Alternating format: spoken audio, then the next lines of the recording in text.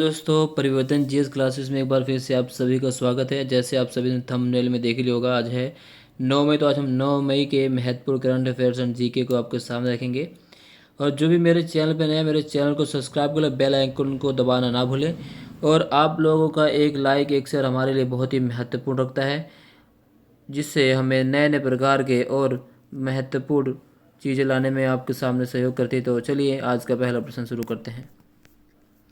हाल ही में किस देश द्वारा गुरुदेव रविन्द्रनाथ टैगोर की जयंती पर श्रद्धांजलि स्वरूप उनके नाम से एक सड़क का नामकरण किया गया? A America, B Israel, C Iran, D Oman. तो हाल ही में गुरुदेव रविन्द्रनाथ टैगोर की जयंती थी दोस्तों, 7 मई को। और 7 मई को उनका जन्म हुआ था। तो इसी जन्मदिन के अवसर पर इज़राइल की राजधानी तेल अवीव में एक सड़क का नाम उनके नाम पर रखा गया है। ठीक है दोस्तों। अगर हम बात करें गुरुदेव रविन्द्रनाथ टैगोर जी की, तो इनका जन्म 7 मई 1861 में कलकत्ता में हुआ था। और इनकी गीतांजलि काफ़ी महत्वपूर्ण, गीतांजलि के लिए नोबेल पुरस्कार भी इन्हें मिला हुआ, साहित्य का नोबेल भी मिला हुआ है। इन्होंने करीबन 2230 गीतों की रचना की है। और इनको साहित्य को संगीत से अलग नहीं किया जा सकता है। गांधी जी ने इनको सांस्कृतिक साहित्य और रचना के प्रसार प्रसार के लिए 60,000 का चेक भी प्रदान किया था। ये काफ़ी बहुत ही महत्वपूर्ण साहित्यकार, रचनाकार, गीतकार और चित्रकार भी थे। चलिए, विश्व थैलेसीमिया दिवस कब मनाया जाता है? ए 7 मई, बी 8 मई, सी 6 मई, डी 9 मई। दोस्तों, विश्व थैलेसीमिया दिवस मनाया जाता है 8 मई को। A B is the right answer. तो थैलेसीमिया किस रोग के कारण होता है? तो किस प्रोटीन से संबंधित ये विकार है? तो ये अल्फ़ा और बीटा ग्लोबिन प्रोटीन से संबंधित विकार है, जो ये है थैलेसीमिया। 8 मई को मनाया जाता है। अगला प्रश्न, वित्त वर्ष 2020-21 में भारत की आर्थिक वृद्धि शून्य किस संस्थान ने अपनी रिपोर्ट में कहा है? IMF, वर्ल्ड बैंक, मूडीज़, कोई नहीं। जी हाँ दोस्तों, अभी हाल ही में मूडीज़ ने एक क्रेडिट रेटिंग एजेंसी ने अपने क्रेडिट में भारत को शून्य वृद्धि दर दर्ज किया है, जो काफ़ी भारत के लिए काफ़ी परेशानी का सामना करने वैसा बनने जैसा है।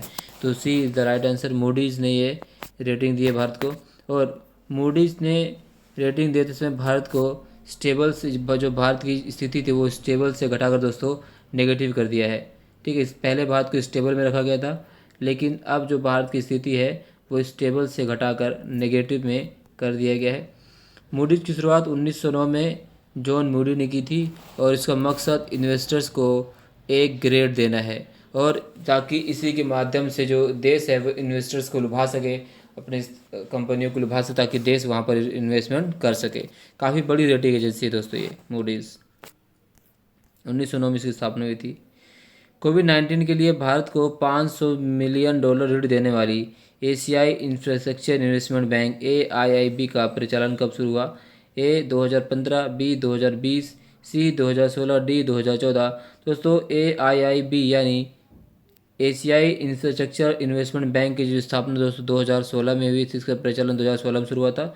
और इसका जो मुख्यालय है बीजिंग, चीन में इसका मुख्यालय है दोस्तों। ठीक है, अगला प्रश्न, चर्चा में रहे चीन पाकिस्तान आर्थिक गलियारा CPEC के द्वारा चीन और पाकिस्तान के किन दो स्थानों को आपस में जोड़ा जाएगा? ए शिनजियांग चीन को ग्वादर पाकिस्तान से, हुआ से इस्लामाबाद, सी फैसलाबाद से चीन के हैतौन, और डी उपयुक्त में से कोई नहीं। तो CPEC के द्वारा चीन के शिनजियांग प्रांत को पाकिस्तान के ग्वादर बंदरगाह से जोड़ा जाएगा। तो A is the right answer. और ये प्रकार के आर्थिक गलियारा है दोस्तों। हाल ही में स्टायरिन गैस रिसाव के प्रभाव को कम करने वाला कौन सा रासायनिक पदार्थ चर्चा में है?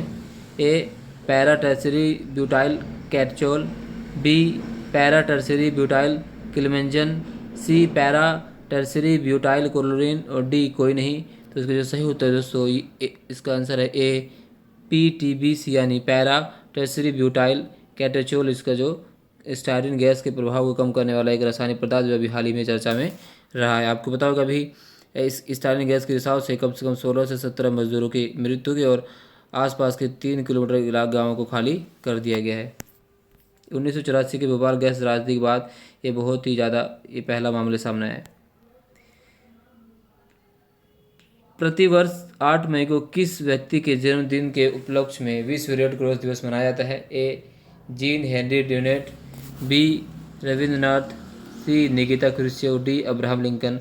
तो दोस्तों प्रतिवर्ष 8 मई को जो विश्व रेड क्रॉस दिवस मनाया जाता है वो है, उसका जन्मदिन व्यक्ति का नाम है जीन हेनरी ड्यूनेट के जन्मदिवस के अवसर पर रेड क्रॉस दिवस मनाया जाता है 8 मई को। ये इज़ द राइट आंसर। अगला प्रश्न दोस्तों, विषाणु सेंदरा, जी हाँ बहुत ही महत्वपूर्ण प्रश्न है ये, याद रखना। पहला है विष्णु सेंदरा पर्व किस राज्य में मनाया जाने वाला त्यौहार है? जी हाँ, विष्णु सेंदरा किस राज्य में मनाया जाने वाला त्यौहार है? ए झारखंड, बी असम, सी उत्तराखंड, डी मध्य प्रदेश। तो दोस्तों विष्णु सेंदरा पर्व झारखंड में मनाया जाने वाला त्यौहार है, और ये झारखंड के साथ साथ दोस्तों पश्चिम बंगाल और उड़ीसा के अंदर भी मनाया जाता है। और झारखंड के दलमा वन्यजीव अभ्यारण्य के वन अधिकारियों ने बताया कि 4 मई 2020 को पहली बार ऐतिहासिक रूप से विष्णु सेंदरा पर्व के अवसर पर झारखंड में एक भी शिकार नहीं किया गया। और ये जो पर्व दोस्तों विष्णु सेंदरा पर्व झारखंड, उड़ीसा व पश्चिम बंगाल के आदिवासियों द्वारा मनाया जाने वाला एक वार्षिक शिकार उत्सव है। और इस वर्ष आदिवासियों ने अपने घरों में रहकर सदियों पुराने इस पर्व का जश्न मनाया, क्योंकि कोविड-19 के कारण झारखंड में लॉकडाउन हो रखा है, पूरे भारत में हो रखा है, पूरे विश्व में हो रखा है। तो दलमा वन्यजीव अभ्यारण्य के बारे में दोस्तों अगर बात करें तो दलमा वन्यजीव अभ्यारण्य झारखंड राज्य में दलमा पहाड़ियों की श्रृंखला पर स्थित है, और यह अभ्यारण्य जमशेदपुर से लगभग 13 किलोमीटर और रांची शहर से लगभग 100 किलोमीटर दूर स्थित है। यह झारखंड राज्य के पूर्वी सिंहभूम एवं सरायकेला खरसावां जिलों में लगभग 195 वर्ग किलोमीटर के क्षेत्र में फैला हुआ है। चलिए अगला प्रश्न देखते हैं दोस्तों, वंदे भारत और समुद्र सेतु ऑपरेशन क्या है दोस्तों? विदेश में फंसे भारतीय नागरिकों को वापस लाने के लिए, बी देश के अंदर फंसे नागरिकों को उनके स्थान तक पहुंचाने के लिए, सी कोरोना जैसी महामारी से निपटने के लिए, डी उपयुक्त में से कोई नहीं।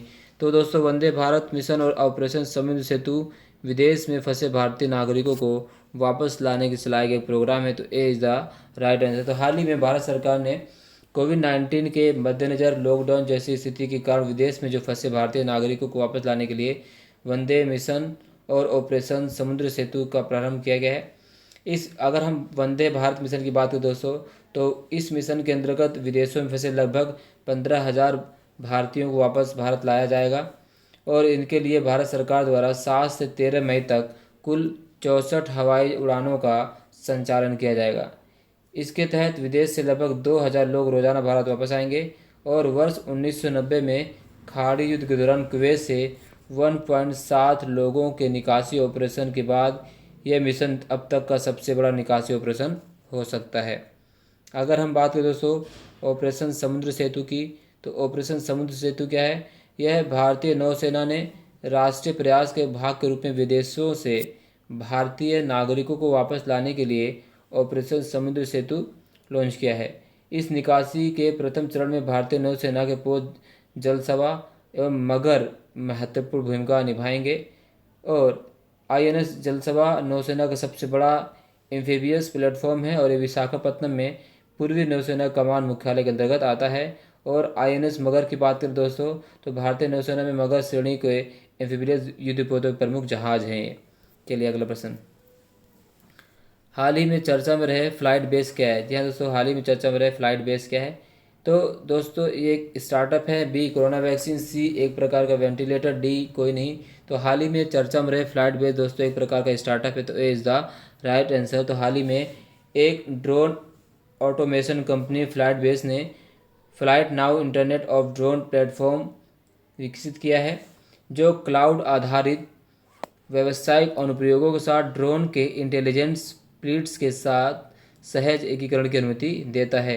अगर इसे और थोड़ी सी हम देखें दोस्तों, तो internet of drone internet of drone IOD internet of drone platform police अधिकारियों को कई ड्रोन के माध्यम से उनके नियंत्रण कक्ष में मल्टी वीडियो लाइव स्ट्रीमिंग की सुविधा प्रदान करता है। इस प्रकार ये प्लेटफॉर्म पुलिस विभाग को स्थितिजन्य जागरूकता पैदा करता है तथा उन्हें आपात स्थितियों में हेतु त्वरित प्रतिक्रिया करने में सक्षम बनाता है। ठीक है, अगला प्रश्न दोस्तों, अगर हम फ्लाइट बेस की थोड़ी सी बात करें दोस्तों, तो क्या है फ्लाइट बेस? तो फ्लाइट बेस पुणे स्थित एक स्टार्टअप है जिसे विज्ञान एवं प्रौद्योगिकी विभाग द्वारा वित्त पोषित किया गया है। ठीक है, अगला प्रश्न, बुद्ध पूर्णिमा कब मनाई गई? ए 7 मई, बी 8 मई, सी 6 मई, डी 5 मई। तो अभी दोस्तों बुद्ध पूर्णिमा मनाई गई देश भर में 7 मई को। ए इज़ द राइट आंसर। तो 7 मई को बुद्ध पूर्णिमा मनाई गई है पूरे देश भर में दोस्तों। अब बुद्ध पूर्णिमा क्यों मनाई जाती है?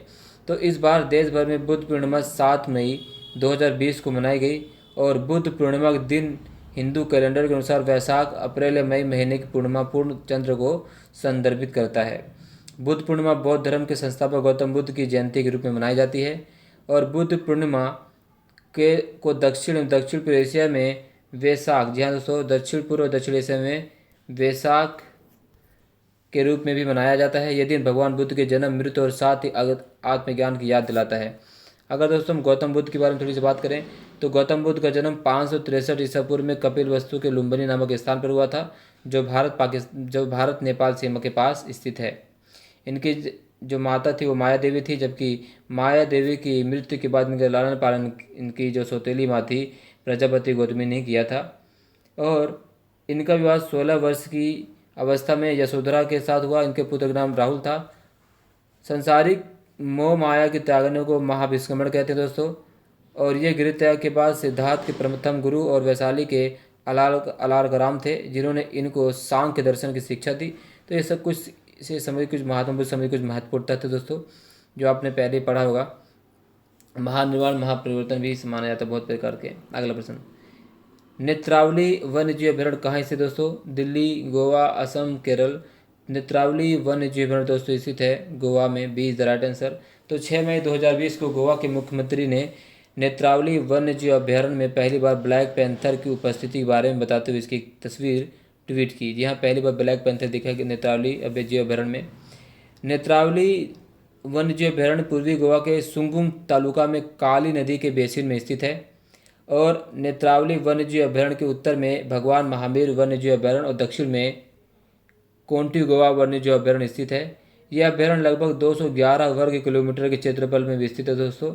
अगर हम बात करें ब्लैक पैंथर के बारे में तो ब्लैक पैंथर किसी पैंथरा विशेष रूप से एशिया एवं अफ्रीका में तेंदुए तथा अमेरिका में जगुआर का मेनलास्टिक रूप है।